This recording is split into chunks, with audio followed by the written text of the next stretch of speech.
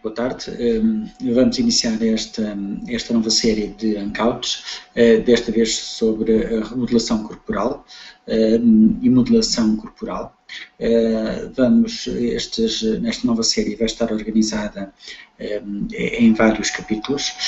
em que este primeiro capítulo vai ser sobre lipoaspiração e sobre lipoescultura, em que vamos pormenorizar cada uma destas técnicas. E depois, posteriormente, numa outra série de hangouts, vamos associar a estas técnicas outros tipos de procedimentos cirúrgicos relacionados com a remodelação corporal. Outros tipos de técnicas que passam necessariamente por intervenções cirúrgicas mais interventivas e mais que implicam de alguma forma uma maior limitação e de recuperação para quem se submete às mesmas. Não queria deixar de salientar e de reforçar novamente a possibilidade de, no caso de quererem, de colocar as vossas questões através dos meios, pelas redes sociais habituais da Fácia, quer através do Facebook, do LinkedIn e mesmo do Twitter, ou através diretamente dos nossos mails, que pode ser através do mail facia@facia.pt ou geral@facia.pt, e que teremos todo o gosto em responder a essas questões durante a transmissão. Caso não haja oportunidade, porque ou não houve tempo, ou porque realmente chegaram um pouco desfasadas da transmissão, as vossas questões, elas serão respondidas posteriormente, diretamente e através dos meios que as colocarem. Já me conhecem, o meu nome é Miguel Andrade, sou cirurgião plástico e estético, reconhecido pela Ordem dos Médicos e pertencente à Sociedade Portuguesa de Cirurgia Plástica Reconstrutiva e Estética, aliás, onde sou um vogal de estética, exatamente, e portanto relacionado com todas estas questões que estamos vindo a tratar, sou vogal de estética da própria Sociedade Portuguesa de Cirurgia Plástica Reconstrutiva e Estética. Não queria deixar de realçar e reforçar que a realização deste tipo de procedimentos implica necessariamente a procura e a preocupação de serem realizadas por profissionais com formação adequada, com experiência e em instituições, em clínicas ou em hospitais onde estejam devidamente preparados para tal. Quando eu digo preparados para tal, prende-se e vão ver mais à frente, não só em relação aos equipamentos disponíveis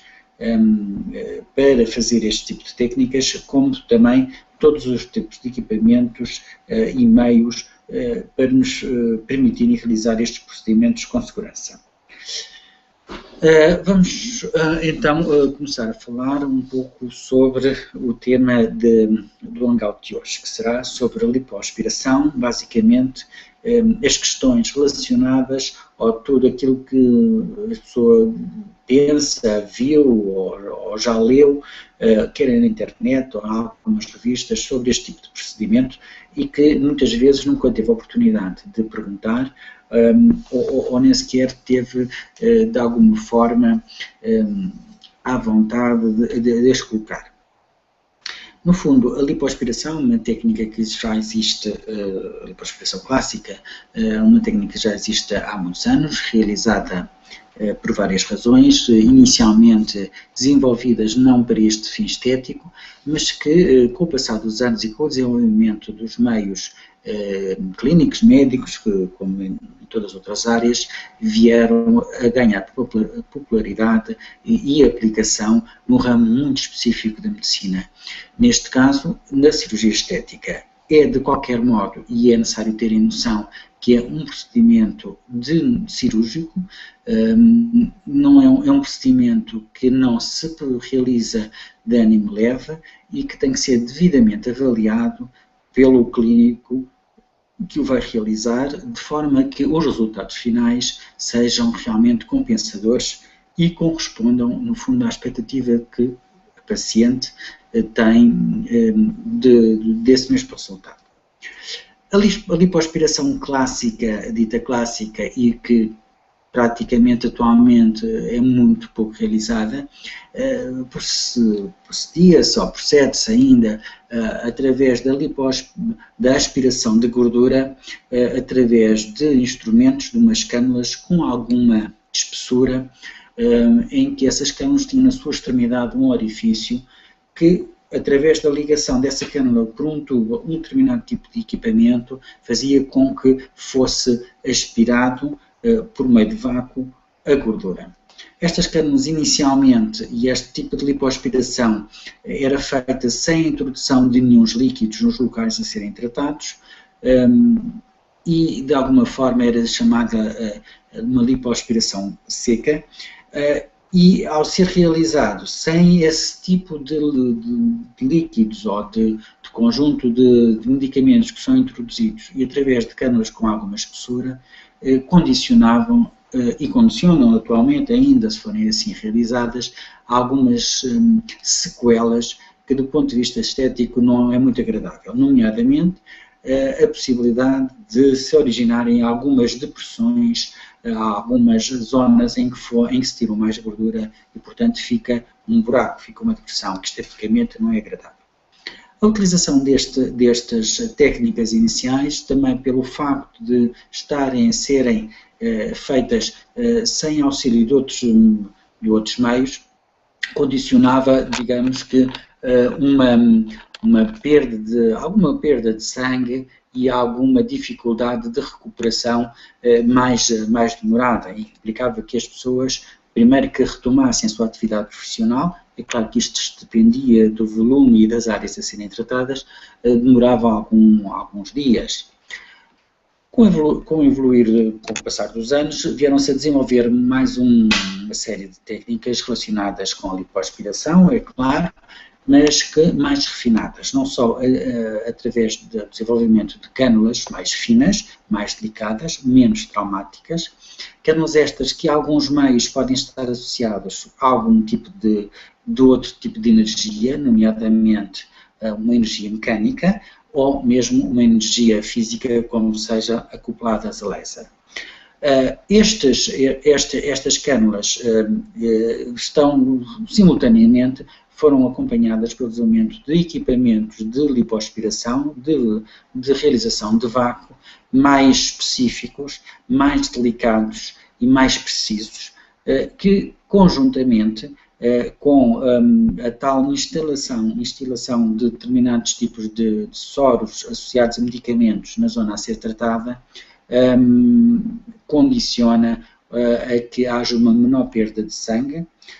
uma mais rápida recuperação, uma menor possibilidade de se aparecerem nódulas negras e ainda uma maior possibilidade de haver uma retração cutânea, que é sempre uma questão que nós temos que ponderar quando realizamos este tipo de procedimentos. Isto tem a ver, de alguma forma, com o volume de gordura que se retira de cada vez. Se for um volume muito grande, com pele sem características de retração, o que vai acontecer é que realmente podemos tratar o volume, tratar a acumulação de gordura localizada, mas a pele, ao não retrair, fica flácida, fica caída, fica partida e fica com um aspecto envelhecido que em nada compensa o resultado final que se pretendia com a lipoaspiração. Daí isto ser necessariamente um aspecto que o clínico que avalia inicialmente o doente tem que ponderar, tem que esclarecer e tem que avaliar se realmente será este o procedimento mais indicado ou não se terá que realizar outro tipo de procedimento também associado à lipoaspiração. Bom, eu já falei aqui um pouco também e aflorei um pouco os vários tipos de lipoaspiração que nós temos, disponíveis e de alguma forma isso prende-se com os equipamentos e as cânulas que nós temos. Atualmente, e cada vez mais, as cânulas existentes são cânulas muito finas, que podem ter na sua extremidade podem terminar de várias formas, podem ter vários orifícios, esses orifícios podem apenas ser circulares ou podem ser elípticos, com o fim, dependendo do fim que a pessoa pretende em nível do tratamento. Estas cânulas, de alguma forma, têm que ser introduzidas e para retirar a gordura, têm que ser introduzidas no organismo através de pequenos orifícios. Estes pequenos orifícios são feitos, e normalmente pelos profissionais que têm prática nestas áreas, em zonas escondidas ou camufladas de forma que elas, passados cerca de 6 meses, praticamente sejam imperceptíveis. Não queria deixar de chamar também a atenção, dentro desta possibilidade de gerais lipoaspirações, em que a pessoa muitas vezes é chamada a atenção, nomeadamente nos meios de comunicação social e nas revistas, em particular, sobre uma técnica particular de lipoaspiração, que é a tal lipoaspiração não invasiva. Eu já disse a várias pessoas e continuo a dizer que não percebo muito bem o que é que isso é. Lipoaspiração, portanto, a palavra em si significa lipogordura, aspiração, portanto, aspiração de gordura. Como é que se pode fazer uma lipoaspiração não invasiva? Portanto, é um contrassenso só estes dois termos juntos, não é? E, portanto, acho que é uma utilização abusiva desta palavra, associada a não invasiva, associada à lipoaspiração. Sem dúvida que isso não ocorre. Não há uma lipoaspiração não invasiva. Pode haver métodos, alguns meios, em que haja uma destruição de gordura por meios não invasivos e que, de alguma forma, o nosso organismo consiga destruir e eliminar essa gordura que entra em circulação ou que está no espaço morto. Isso é outra coisa, portanto, não podemos chamar isto uma lipoaspiração. Quer dizer, pode ser uma destruição de gordura não invasiva, uma modelação corporal não invasiva. Agora, lipoaspiração não invasiva é incorreto. Associado muitas vezes com meios e com imagens que são, e quem olhar bem para essas imagens, são um pouco difíceis e um pouco irrealistas de se conseguir. Portanto, temos de ter algum cuidado também ao fazer um determinado tipo de tratamento, o que é que se consegue e o que é possível e quais são os limites. Portanto, eu aqui fiz já uma grande distinção em dois grandes grupos. Por um lado, a tal lipoaspiração clássica, a lipoaspiração associada a determinados tipos de equipamentos mais atuais e uma modelação corporal não interventiva, em que não há, digamos que, orifícios para a entrada de mecanismos. É claro que na realização atual da lipoaspiração, que na maior parte dos casos em pessoas saudáveis, sem patologia e com um limite, e que temos de ter sempre em mente isso, um limite a nível da quantidade de gordura que se pode retirar em cada procedimento, são procedimentos que são realizados em regime ambulatório, sem internamento, em que a pessoa pode ir para casa no próprio dia. É claro que não está em condições de estar sozinha em casa, tem que sair da clínica ou do hospital acompanhada de um adulto responsável, ficando sempre com um contacto direto com a clínica, com o seu médico, no caso surgirem algumas intercorrências. Dentro destas lipoaspirações, e o resultado final não depende só do procedimento, depende também dos cuidados que a pessoa vai tendo e tem nos primeiros tempos, é necessário alguns que são básicos. Por um lado, é obrigatório a existência de uma compressão, portanto, após a lipoaspiração, e na maior parte dos casos, quando a pessoa ainda está no bloco operatório, é colocada uma cinta, uma compressão, umas meias, dependendo da zona que for tratada, de modo a que o edema, o inchaço que é causado pelo procedimento em si não seja assim tão grande, e por outro lado haja uma tentativa de readaptação da pele, de modo a que não fique com irregularidades e o inchaço não seja assim tão grande. Logo que seja possível, recomendamos a realização e o início de massagens de drenagem linfática não só na zona que foi tratada, mas a nível geral, de forma a que se tente aumentar, no fundo, a circulação dos líquidos, do sangue, da linfa, e o edema, o inchaço, seja reabsorvido mais rapidamente. Idealmente até, se for possível, iniciar essa massagem de drenagem linfática antes do procedimento, ajuda a que os tecidos estejam mais preparados a uma sobrecarga de líquidos que ocorre durante o mesmo e, portanto, a recuperação também seja mais rápida. Este tipo de massagem é necessário também, e é necessário também muita atenção relativamente aos locais e à experiência dos técnicos que a realiza, porque é diferente do tipo das massagens de drenagem linfática que são realizadas em pessoas que